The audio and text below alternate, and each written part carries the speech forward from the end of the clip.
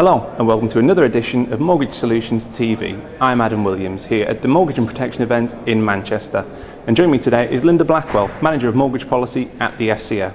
Welcome, Lynda. So MMR's fast approaching. What's the feedback from brokers been about the new rules?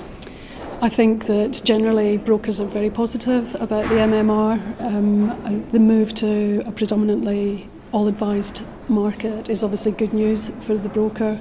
We've been hearing that there's data which shows that their share has already grown this year ahead of the MMR coming in, and there are estimates that it's going to move to something in the order of 70% next year. So overall, I think good news for the broker.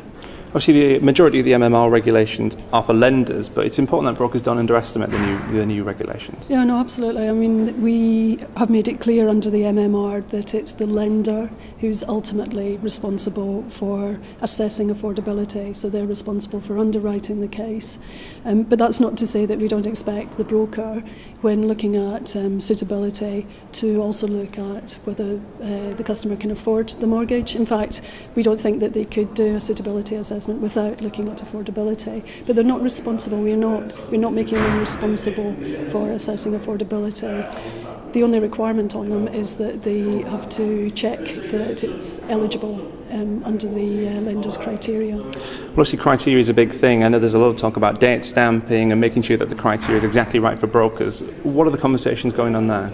Yeah, well, it was my understanding the regulator isn't involved in those discussions because obviously it's about the commercial relationship between the lender and the intermediary. But my understanding is that the trade bodies are working together to try and bring some sort of standard format to the eligibility criteria that lenders can look at, and also to do some form of date stamping, because there's an issue about what date the criteria were relevant. So that's all good news, and hopefully that will go some way to addressing the intermediary concerns. Thanks for joining me, Lynda, and thanks for watching this edition of Mortgage Solutions TV.